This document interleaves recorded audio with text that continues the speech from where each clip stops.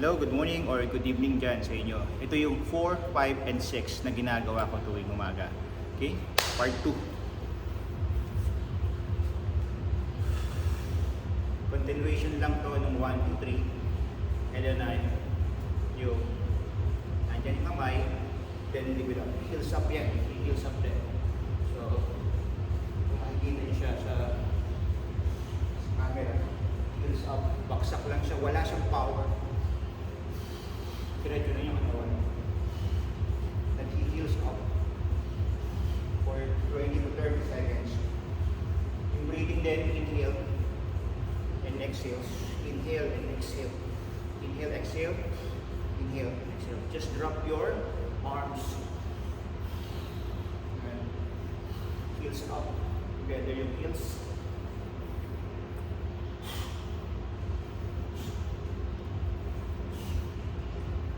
Good. Keep breathing, and then yung alternate arms, ganun din siya, pero alternate lang siya. Medyo open yung arms niya. Pwede kang gawin kahit nakaupo. Yan, basta baksak lang siya. Boom.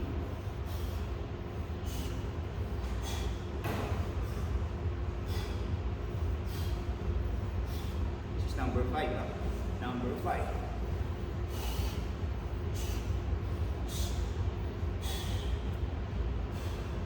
Number 6.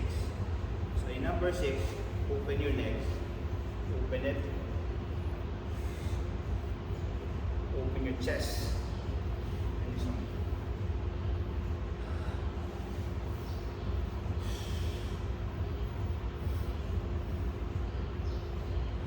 Lalagutok dyan minsan yung back, yung pinaka-shoulders nyo. Lalo na pag sa umaga. Yung bagong gising ka.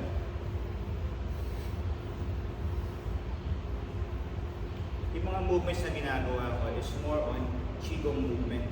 Yung Qigong is combinations of breathings and movements.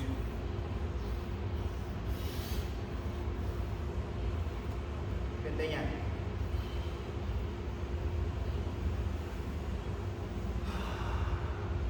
Good.